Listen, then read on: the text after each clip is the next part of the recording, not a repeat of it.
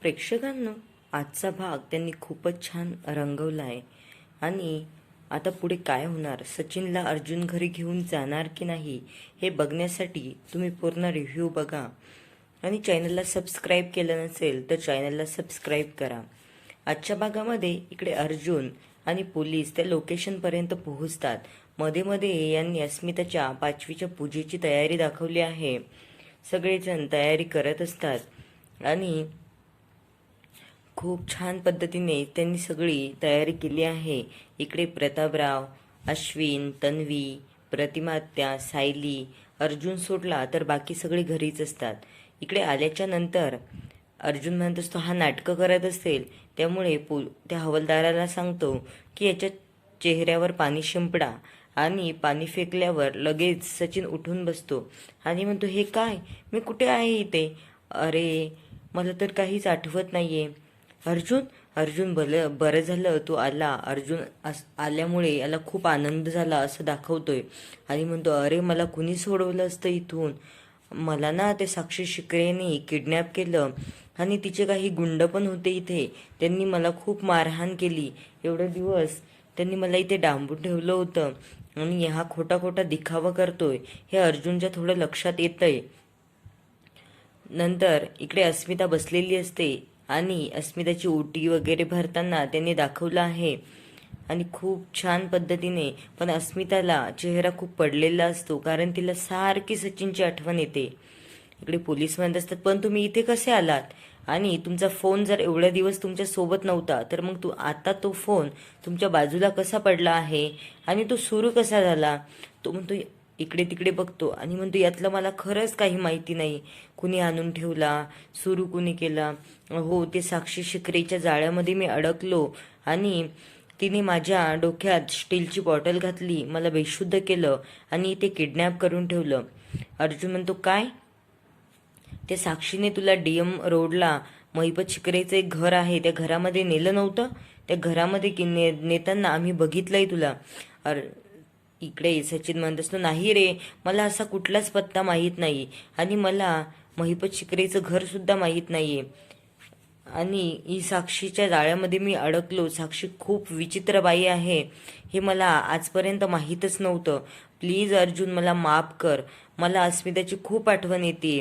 अर्जुनचा याच्यावर खूप राग असतो आणि तो प्रत्येक वेळेस त्याच्याकडे रागाने बघतानाच दाखवला आहे.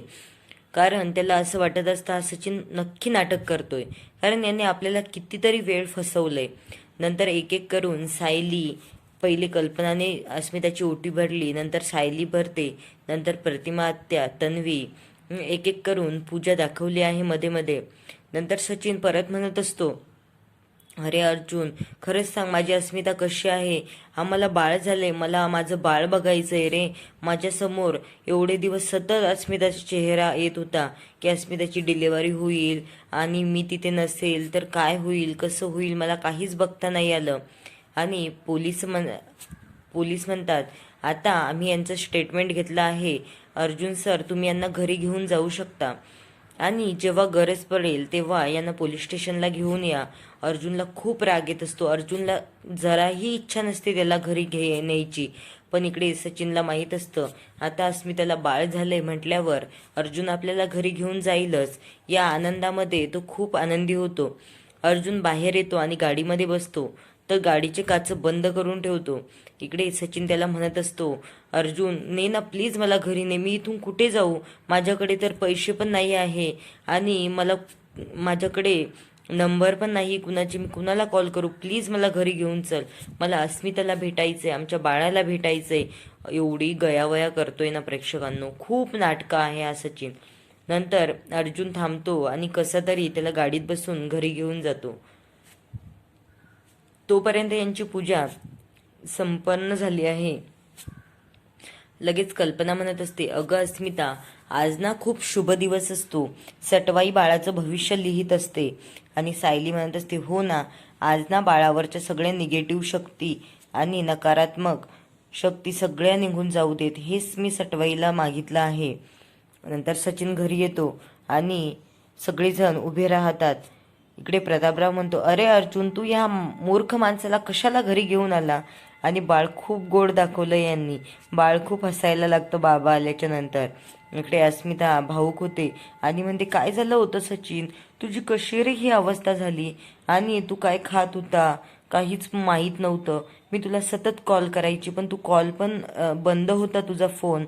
आणि सचिन म्हणतो, अगं अस्मी, मला ना काही गुंडांनी अडकवून ठेवलं होतं इथे. यांनी अस्मिताला ब्लॅकमेल करायचा एवढं नाटक करतोय. आणि अस्मिता पण खूप भाऊक झालेली दाखवली आहे.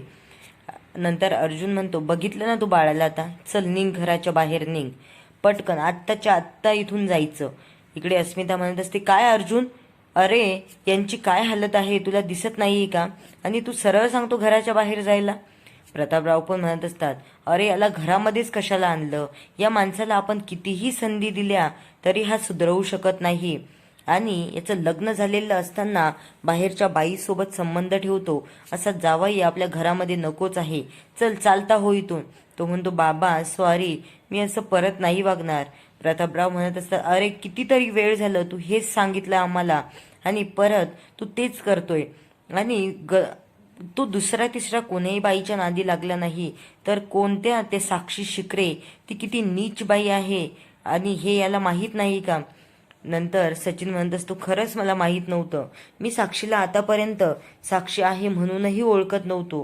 ती कॅनडामध्ये आलेली तर समीरा शेख म्हणून तिचं नाव सांगितलं होतं तिने मला, आणि परत इथे आल्याच्या नंतर पण ती मला भेटली. आणि हे सगळं सांगत असताना अस्मिता म्हणते, खरंच सचिन, तुला साक्षीने असं फसवलं, किती रे तू भोळा. इकडे अर्जुन म्हणत असतो, हा काही भोळा वगैरे नाहीये ताई, तू याच्या नाटकांना भुलू नकोस. अस्मिता म्हणते, भोळाच आहे माझा नवरा, ती साक्षी खूप पोहोचलेली बाई आहे, तिनेच माझ्या नवऱ्याला जाळ्यात ओढलं असेल. इकडे सचिन म्हणत असतो, हो ग, मी तिला सांगत होतो मला माझ्या अस्मिताकडे जायचंय, मला सतत अस्मिताचा चेहरा आठवत होता, पण ते साक्षीने नाही येऊ दिलं ग मला. तिने तिच्या गुंडांना सांगितलं होतं याला जराही नजरेआड होऊ द्यायचं नाही, आणि त्यांनी मला खूप मारहाण केली. पण अर्जुनला याची थोडीही गयावया येत नसते, कारण अर्जुनला माहीत असतं हा किती नालायक माणूस आहे. तो खूप रडताना दाखवला आहे आणि खूप नाटकं करतोय अस्मिताला विश्वास बसण्यासाठी. आणि अस्मिता पण इकडे खूप भावूक होते. सगळेजण म्हणत असतात त्याला घरातून बाहेर जा. इकडे ती म्हणते की माझ्याच नवऱ्याला संधी देत नाही आहेत, आणि चैतन्य पण साक्षीच्या प्रेमात पडला होता. सायली म्हणत असते, अस्मिता ताई, चैतन्य भाऊजीचा विषय वेगळा होता. अर्जुन पण म्हणतो, तो प्री प्लॅन होता, आम्ही त्याला प्लॅन करून पाठवलं होतं तिथे प्रेम करायला. नंतर अस्मिता म्हणत असते, ते काही नाही, पण तरी तो प्रेमात पडलाच ना. इकडे सचिन म्हणतो, काय, आणि साक्षी आणि चैतन्याचं प्रेम. इकडे प्रताप म्हणत असतो की तुला माहीत नाही का तुझी गर्लफ्रेंड काय लायकीची आहे, तिने कितीतरी मुलांना फिरवलं आहे. सायली म्हणत असते, हो अस्मिता ताई, हा सचिन भाऊजी आणि चैतन्य भाऊजीचा विषय वेगळा होता, ते तेव्हा प्रेमाच्या शोधात होते, त्यांचं लग्न वगैरे नव्हतं झालेलं. इकडे सचिन भाऊजीचं लग्न झालेलं असताना सुद्धा ते तिच्या प्रेमात पडतायत, तर मग बघा तुम्ही हा किती नालायक माणूस आहे. इकडे अस्मिता कुणाचं काहीच ऐकत नसते, ती सगळ्यांना म्हणत असते, मला कुणाचं काही ऐकायचं नाहीये, मला सचिनला परत एकदा संधी द्यायची आहे माझ्या बाळासाठी. आणि अस्मिताचा हा निर्णय चुकला आहे की बरोबर आहे, पण ती तिच्या बाळामुळे सचिनला ॲक्सेप्ट करते सध्या. इकडे सायली म्हणत असते, काय अस्मिता ताई, हे सगळं तुम्ही खूप चुकीचं करताय, आम्ही तुमच्या भल्याचा आणि भविष्याचा विचार करून हे सांगतोय की या माणसाला तुम्ही डिव्होर्स द्या. नंतर अर्जुन म्हणत असतो, हा माणूस कितीही काही केल्या सुधारणार नाही ताई, याला किती वेळेस तरी आपण संधी देऊन बघितल्या, पण हा तेच करतोय नेहमी, आणि त्या साक्षीकडेच जातो. आताही बघ, काही दिवस तुझ्याशी चांगलं वागण्याचं नाटक करेल आणि परत साक्षी शिकरेच्या घरी जाऊन राहील. इकडे अस्मिता म्हणत असते, अर्जुन तू तर आता काहीच बोलू नको. अस्मिताच्या हातून सायलीने बाळ तिच्याकडे घेतलंय आता. नंतर अस्मिता म्हणत असते, सचिन खूप लागलं का रे तुला, तू काही जेवला पण नसेल. इकडे प्रताप म्हणत असतो, अगं अस्मिता, आम्ही तुझ्या भल्याचा विचार करून सांगतोय की या माणसाला तू जराही थारा देऊ नको या घरामध्ये, आणि तुझ्यामुळे आम्हालाही त्याच्याशी चांगलं वागावं लागतंय. अश्विन म्हणत असतो, अस्मिता ताई, तुला कळत नाही का, हे दोघं पण भाऊ त्या बहिणीच्या प्रेमाखातर ॲक्सेप्ट करतात, पण खूप राग येत असतो या दोघांना पण सचिनचा, कारण सचिन प्रत्येक वेळी असंच करतो आणि परत तेच करतो. यांना आता कंटाळा आला या सचिनच्या वागण्याचा. आणि सचिन काही सुधारणार नाही हे सगळ्यांना माहिती आहे. तो खूप नीच माणूस दाखवला आहे. पैशासाठी तो कोणत्याही थराला जाऊ शकतो. नंतर अस्मिता कुणाचं काहीच ऐकत नाही आणि ती सचिनची काळजी करत असते आणि त्याच्यावर खूप विश्वास आहे असं दाखवते सगळ्यांना. आणि म्हणता, आता तरी माझा सचिन बाळ झालंय ना, आता तो नक्की सुधारणार.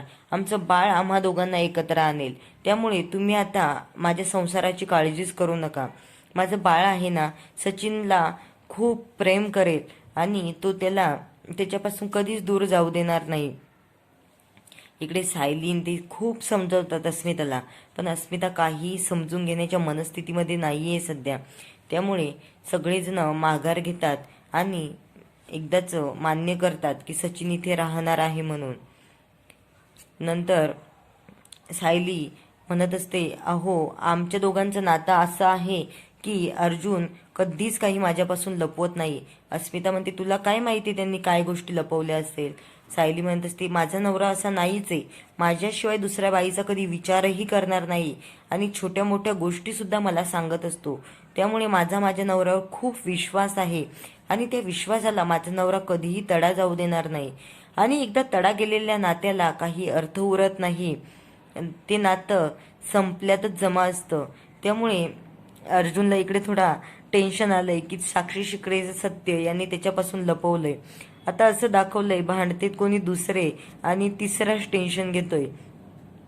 नंतर यांनी घराचा व्ह्यू दाखवलाय आणि परत संध्याकाळचे सगळे डिनरला बसलेत.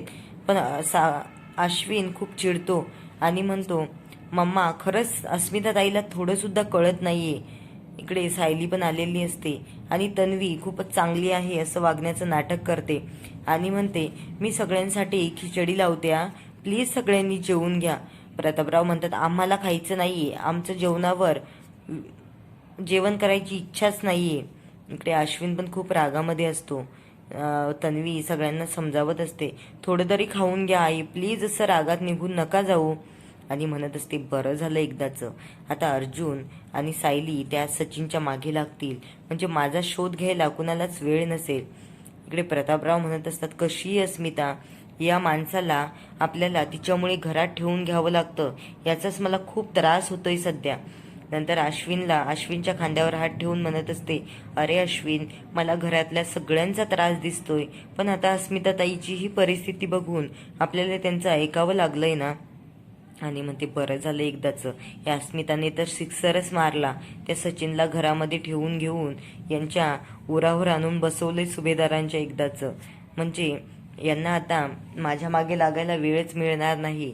आणि अर्जुन आणि सायली हिचा पण शोध घेत आहेत आणि सगळ्या गोष्टी व्यवस्थित करतायत हे हिला माहीतच नाहीये. ही हिच्या भ्रमामध्ये आहे सध्या की माझा शोध कुणीही घेत नाही. नंतर सचिन आणि अस्मिताच्या रूममध्ये जातो तेव्हा बाळ खूप रडत असतं. याला साक्षीला कॉल करायचा असतो, पण तो म्हणतो, आता हे बाळ काही मला कॉलवर बोलू देणार नाही. त्यामुळे अस्मिताचा विश्वास मिळवण्यासाठी मला बाळाला घ्यावंच लागेल. आणि हा नाईलाज म्हणून बाळाला जवळ घेताना दाखवला आहे आणि खूप असं चांगलं वागतोय, खूप चांगला बाबा आहे. आणि बाळाला घेऊन बसतो आणि म्हणतो, मी तुझा बाबा आहे ना बाळा, आणि तू रडू नको बरं. तू आजपर्यंत मम्माला खूप त्रास दिलाय ना, आता तिला आराम करू दे, मी तुला घेऊन बसतो. आणि अस्मिताला म्हणतो, तू आराम कर ग अस्मिता, मी घेतलंय ना बाळाला, बघ किती शांत बसलाय तो माझ्याजवळ. आणि अस्मिता बिचारी त्याच्यावर विश्वास ठेवते आणि त्याच्या जवळ बसते आणि म्हणते, बघ ना, मी याच क्षणासाठी खूप आतुर झाले होते आणि मला असं वाटायचं कधी हा क्षण बघायला मिळतो, आपली गोड फॅमिली, तू, मी आणि आपलं बाळ. आणि आता हा विचार करतोय की साक्षीने आता कॉल करायला नकोय, नाहीतर या सगळ्या विश्वासाच्या चिंध्या व्हायला वेळ लागणार नाही. आणि साक्षीने प्लीज आत्ता सध्या तरी कॉल करायला नकोय. आणि अस्मिता त्याचा हात हातामध्ये घेते आणि त्याला म्हणते, आता तू आमच्यापासून कधीही दूर जाणार नाही ना. इकडे सचिन म्हणत असतो, नाही ग, मी आता तुम्हाला सोडून कुठेच जाणार नाही. आता माझं बाळ झालंय ना. बाळ पण खूप गोड दाखवलंय त्यांनी. आणि सचिनचे नाटकं सुरूच असतात. अस्मिताला जाळ्यात ओढण्याचे. आणि मनात त्या साक्षीचाच विचार हे त्याचं सारखंच सुरू असतं. नंतर इकडे पण असंच दाखवलंय, अश्विन खूप विश्वास ठेवतो तन्वीवर आणि तन्वी पण त्याचा विश्वासघातच करते. इकडे ती दोघं झोपलेले असतात. नंतर तन्वीचा फोन वाजत असतो. अश्विन प्रियाला म्हणतो की प्रिया, तू हा फोन घे बरं पहिले, एवढ्या रात्री कुणी फोन केलाय. आणि साक्षीचा कॉल हिला आलेला असतो. नंतर ही कॉल घेते आणि साक्षी म्हणते, का गं सचिन आलाय का तिकडे. इकडे प्रिया म्हणत असते, अगं मी रूममध्ये आहे, मला नको विचारू, हा सचिन आलाय इकडे आणि अस्मिताने त्याला घरामध्ये ठेवून घेतलंय. साक्षी म्हणत असते, खरंच मला तर विश्वासच बसत नाहीये. आता ही फोन ठेवते आणि म्हणते, ठेव तू फोन, मी घरामध्ये आहे, अश्विन उठला तर त्याला कळेल. आणि म्हणते, काय ही साक्षी आता मला परेशान करायला नको येणे. पण एकदाचं बरं झालं की हे सगळे एकमेकांच्या हात धुवून मागे लागले आहेत आणि मी कुठेतरी सेफ आहे सध्या. आणि हिला खूप आनंद होत असतो या सगळ्या गोष्टीचा. नंतर सायली आणि अर्जुन एकमेकांना बोलत असतात. अर्जुन म्हणतो, का गं बायको, तू हे असं का बोललीस की थोडं जरी एखादा गोष्ट लपवली तर ते नातं विश्वासावर टिकतं आणि लगेच नातं तुटेल. इकडे सायली म्हणत असते, अहो मी अस्मिता ताईला समजवण्यासाठी बोलत होते, ते तुम्ही तुमच्यावर का घेताय. हे अस्मिता ताईला काही कळत नव्हतं आणि म्हणून मी त्यांना एक्सप्लेन करून देत होते. पण तुम्ही काय एवढं टेन्शन घेताय, तुम्ही तर माझ्यापासून कधीच काही लपवत नाही. अर्जुनला थोडं गिल्ट वाटत असतं, ते साक्षीचं एक गोष्ट लपवली आहे तर. नंतर सायली म्हणत असते, तुम्ही आताही काही लपवत नाही ना माझ्यापासून. इकडे अर्जुन म्हणतो, अगं बायको, मी तुझ्यापासून काही लपवणार आहे का, आणि लपवलं तर मी नवरा कसला. आपण आदर्श जोडपं आहोत आणि आपल्याला आदर्श सगळे जगासमोर दाखवायचा आहे ना. इकडे सायली म्हणत असते, हो पण मी तुम्हाला सांगते की तुम्ही असं कधीच वागणार नाही यावर माझा पूर्ण विश्वास आहे. पण आपण आता ते वंदना जाधवला शोधायला गेल्याच्या नंतर आपल्याला बबलीचा पुरावा भेटलाय का. तुम्ही मला काही याबद्दल सांगितलं नाही. मी पण सकाळपासून पूजेमध्ये होते, त्यामुळे मीही तुम्हाला काही विचारलं नाही. पण जाऊ द्या, सचिन भाऊजी घरामध्ये ठेवून घेतल्यामुळे आपण त्यांच्यावर लक्ष तरी ठेवू शकतो आणि अस्मिता ताईची मनस्थिती पण थोडी सुधारेल.